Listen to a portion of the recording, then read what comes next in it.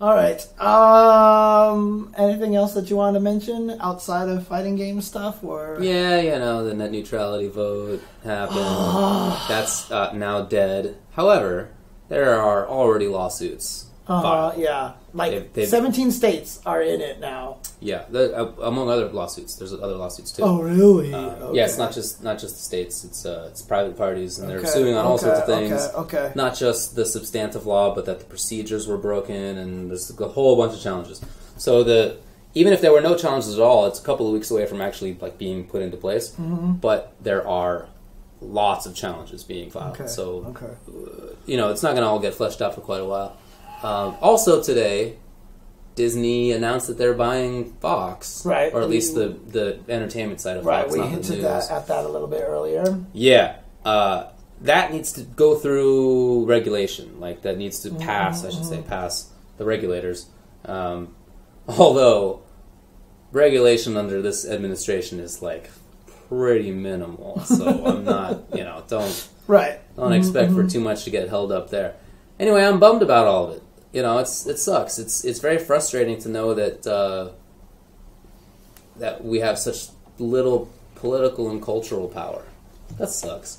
Nobody likes that, and nobody wants that. Nobody's out there fighting for that, with the exception of very large companies. I mean, are you mad in particular that these guys are merging or being bought out, or you just don't like the process of it? Well, both. I mean, I think that there should be more regulation, but I really hate the idea of monopolizing culture, and that's really what this is about. Right. So much of our culture is built into that. Everything from Mickey Mouse to Star Wars to X-Men and Muppets. So much Marvels. Stuff. Simpsons. It's like Nightmare Before Christmas is now under there. Yeah. So much stuff is now under one roof, and if you're I guess maybe simple about it, then you can look at that as thinking that, well, this is a way for interesting projects to coexist together, and they can all be crossed into some interesting mix, and we could have Simpsons versus whatever,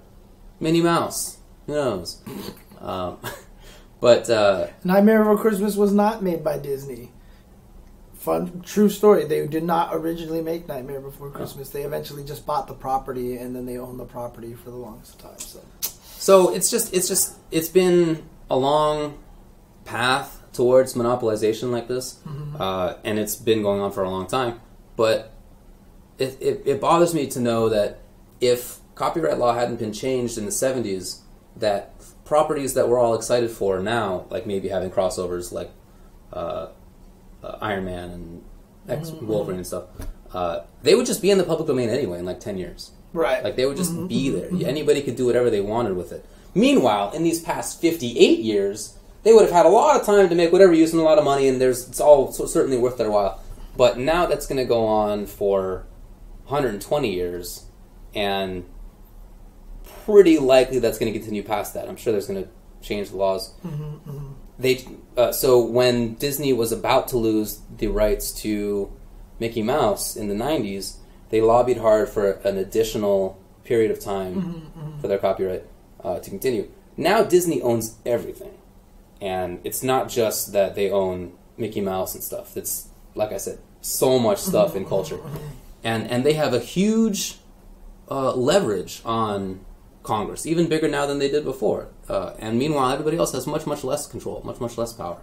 It's harder to create a competitor. It's harder to create some other new company, some other new property. Or it's harder to have some interesting crossover that you yourself want to see. Or maybe if there's some George Lucas guy who's ruining whatever property that he made, you can't do anything about that. You have to wait your whole life before you can do anything about that. Right. It's just very frustrating for somebody who wants... I want everybody to be able to make and use stuff. That's all. But both of the things today really strike against that. And it's very frustrating to know that... I was very optimistic about future, as kids would do in the 2000s. Well, we're totally going to win this internet fight, and it's, oh man, free culture, everybody's going to be able to share whatever they want, it's all going to be good. It's for sure not like that. So, it's darkest of timelines. It really is one of the darker possible timelines. Yeah. Oh man, definitely is a frustrating day, and there's no reason to expect change. Certainly not under this administration, and I don't. It's been bipartisan, so I don't see why it would change. Someone asked what happened with net neutrality. So 5 people had to vote on it today. Yes, and it to repeal net neutrality, what Obama set up during his administration, and it won the vote to repeal 3-2. Yeah. So basically, 3 guys versus actually 2 women. That's true. Turns out, yeah. It was the 3 Republicans versus the 2 Democrats. Mm-hmm. Whichever administration is in power, whichever party's in power, they get the 3, and the other party gets the 2. And the representatives are like agreed on. Like Ajit Pai, who's now the leader of it, he was actually appointed under Obama because... Oh, he was appointed under Obama. Yeah, just because the way that it works is like the Republicans are like, hey, we want this guy. You give them the 2, it doesn't even matter who they are because they're not going to pass anything. So that he's been there for a while. It's just this funky process. And they had announced that they would be taking this vote and that there's going to be a whole comment period beforehand, which is required by law.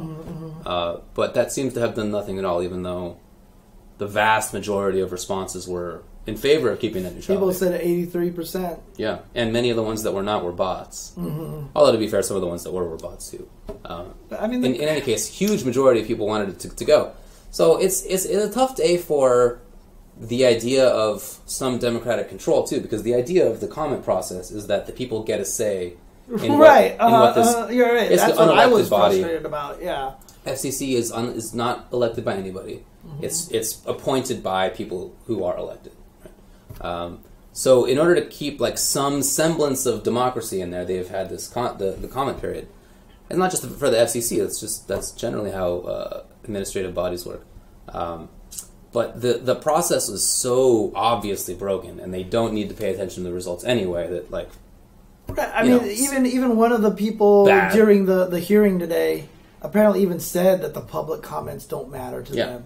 Like, he just was like, they don't matter to me. So, what they are bound by law to respect the substantive comments. So, if there's just somebody who just writes like, "Hey, I want net neutrality," that's it. Not like extra substantive arguments. I want net neutrality because reason X and Y. Then they can ignore that comment. They shouldn't. Wow. They shouldn't, but legally they don't have to pay attention to it. However, there were so many comments put in, and almost all the substantive ones were still for net neutrality, that it seems like they ignored even that stuff, even that little like bit that you need to pay attention to. They seemingly ignored. I don't have any good news about it. It's so weird because it's just like I don't feel like the people have any power right now. Nobody really wanted the tax thing to go. No one wanted this repeal. It's just like it's frustrating right now. Yes, it is super frustrating. Super and frustrating. It's not. If you're only in this time, if you're only growing up in this time, just know that it wasn't always like this. It's not. It hasn't always been like this. Not just my days of youth when I was optimistic and stuff. That's not what I mean. I mean, historically, it was not always as, mean of a process and lopsided and sort of disconnected from the democratic aspects of things. It wasn't always like that. It wasn't always as gridlocked as it is now. It's particularly bad. It's been as bad in the past, but in the deep past. Like, you got to go back to the late 1800s for anything similar to be found in terms of corruption and gridlock. So, we've sort of made our way out of that eventually that time. Maybe we can this time, but it's not going to be easy. Not going to be quick, that's for sure. I mean, it's really just going to have to be change in the power of the Senate and everything like that, right? So, I feel like there needs to be lots and lots of changes. It's hard. It's so many that it's hard to say where to start. I don't know. Money has to be out of there, and there have to be more reasonable, less crazy gerrymandering. You can't pick your districts. Yeah. Like North Carolina voted for Barack Obama one year and lost. The Democrats lost in North Carolina like 49% to 48% in terms of the presidential vote. But and they actually took the governorship. But the state representatives and the House representatives from there super majority Republican. So there's 48-ish% of the state that wants to vote Democrats. They are not at all represented in... Right. It's basically a one-party system. It's one-party rule in terms of the House and the state legislature.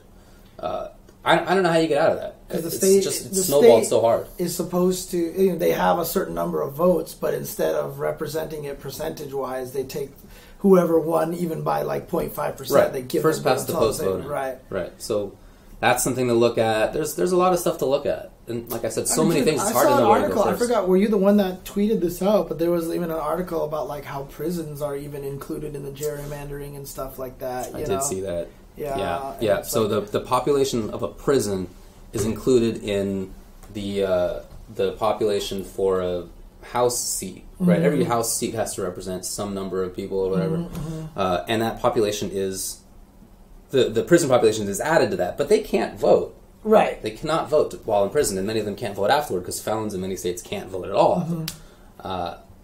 So it's the way that the article that I read put it was that it's a 0/5 compromise.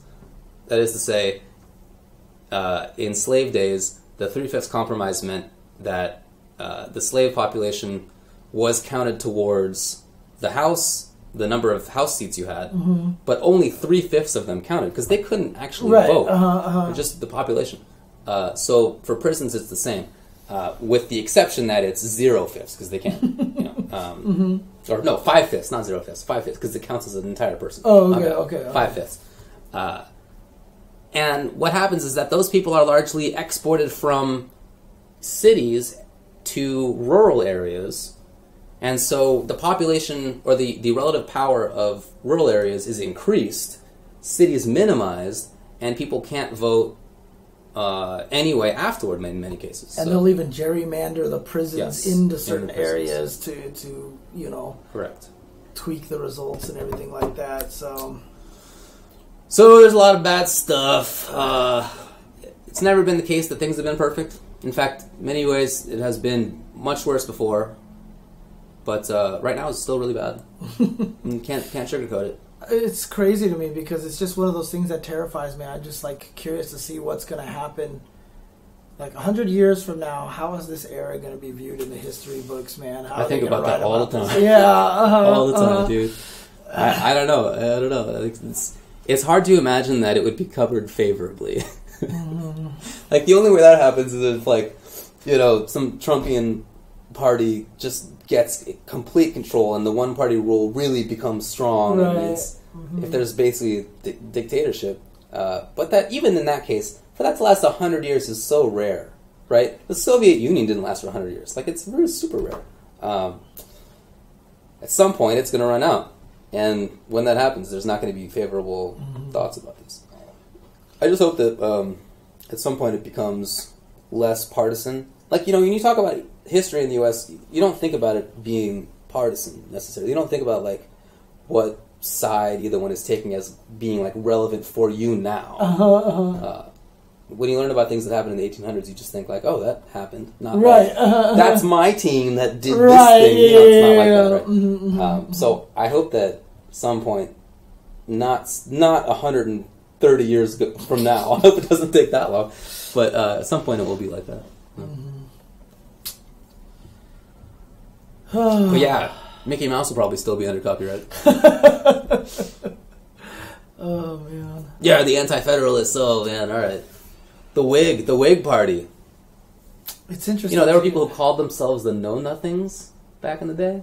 There's a lot of weird stuff that happened in American history, dude. It's like my brother was telling me that apparently Madison at one point in time was really trying to do away with the party system because he just felt like that was really hurting everything. And in a way it kind of is, because like net neutrality is something that I don't think anybody wants, but it's just like you end up voting a certain way just because that's what your party votes, you know what I mean? Yeah, like there's no public outcry for net neutrality, right? Or anti-net neutrality. Right, exactly. But in any case, this is probably diving way too much into the parties and politics at this point. But yeah, it's not over yet, but hopefully we can actually try to do something about this still to stop it from happening. But like we said, a bunch of people are suing them, 17 of the states, maybe even more at this point in time, because I saw that during lunch today. could be fighting against it, et cetera, et cetera. Hopefully, we can. There's still something that can be done to keep that repeal from happening. Man, I hear that. But yeah, it's not easy. Your country is the internet. Yeah, I kind of feel that same way sometimes. What's that? I feel less nationalist and more. I care more about the internet in many ways. Oh, like yeah. Right, yeah, global yeah. cultural society. So. Oh, man. Yeah. A bunch of the comments that were against net neutrality were actually from dead people. Cool. That's all right. Yeah. A lot of spoofing and identity theft used for that. Absolutely. What was the name? Super Mecha Kupo says religion still has too much influence. I don't really feel that that's true. My own take is that religion has very little influence in reality, but that instead the people who view religion as a tribe have incredible influence. So it's not they're not acting on religion. It's not the religion. It's the sort of tribalist. Oh, aspect of yeah. I see what you're saying. Yeah. You need to go along with what other people in your tribe do, but the religion itself is not like influencing what they do, right? Religious people almost just voted in Roy the Moore, pedophile. right? Yeah, I mean it's like literally absurd. Yeah. Like it's obvious that religion is not. That's not the motivator. Right? Yeah. It's. I mean, in fact, the religion is against all that stuff, but it's just. Well, maybe not, but actually, maybe not. Okay, fine. But in any case, it's not the motivator for sure. Oh man, what a world we live in right now, dude. I mean, this is going to affect a lot of things. I mean, yeah, dude, it's wild. It's so for sort of what we do. Right. Yeah, that's what I was about to say. That's what I mean. It's going to affect a lot of things pertinent to what we're doing right now, talking about streaming, all these kind of things like that. It's going to change a lot. Yeah. Will people have to pay for extra for Twitch? Or will not even just for their side? Will streamers have to pay extra to upload through Twitch? I mean, there's a lot of extra concerns. It's not just on the viewer and user side. It's definitely also whether it will be financially feasible even to do these things. It could just get to the point where basically it's the same thing where the people who got popular on Twitch and make a lot of money can afford the better quality of the stream. Right. And so you just can't have anybody else catch up to them because they can't pay for the better Twitch bandwidth. And so basically you will never have the upstarts come in and be able to build a new thing. You know what I mean? And then plus the other problem too is like they say it's going to increase competition, but the problem is in most of the places in the world, in the country I should say, there is no competition. You don't have any. You only have a choice of one ISP. Like in most of the country, there's like it's not going to change anything. You know what I mean? You're not going to get the and there's no reason to expect it to because in the past the ISPs have been explicitly paid, or else they've gotten major tax write-offs to increase infrastructure in a lot of places. Nationally, the federal government paid them to do that. A bunch of states have, a bunch of cities have, and it's not actually happening. They just kept the money. They literally did. And in fact, New York sued, I think it was a city, if I recall correctly, sued Verizon for not actually building out fiber to all the places that Verizon said that they would. That hasn't ended yet. But I mean, they've been paid to make the infrastructure better and haven't done it. So why would just a simple change in the law make them do anything? They're just going to sit still and charge more money. I mean, why would it's crazy. Oh, man. It's just going to be just like cable now, dude, which is already... I mean, how many people have tried to ditch cable because cable's a nightmare to begin with, right? Yeah. So...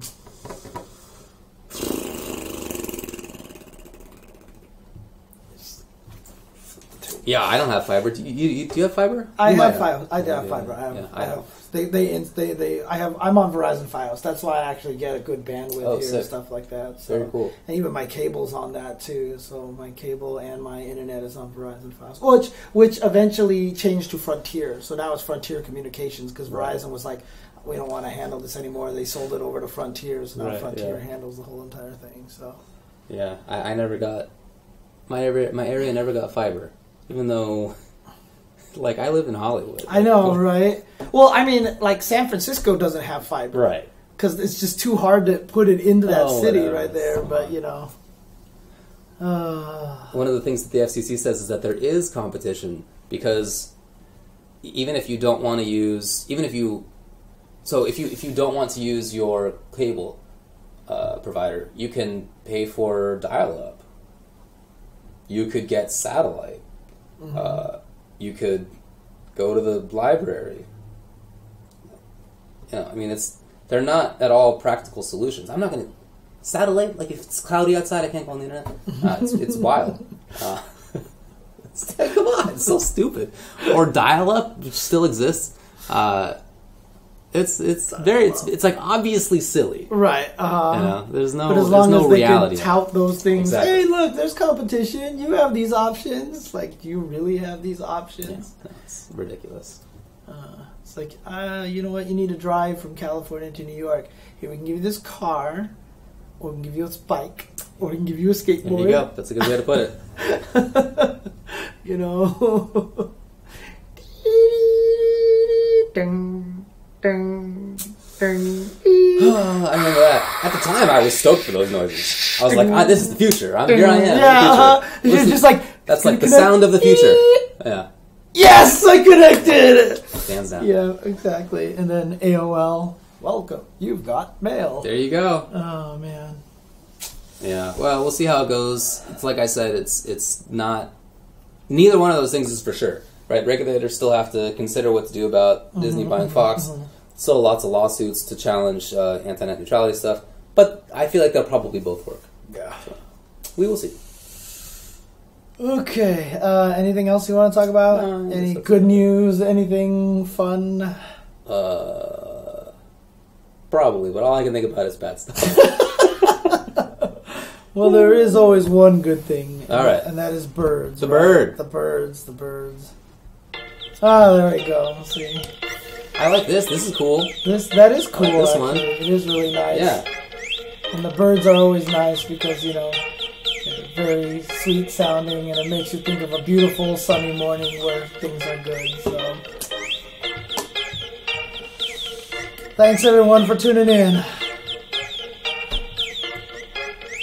Oops. Delayed hyper commentary. Oops. Oh my god. Oops. Oops. All right, there we go.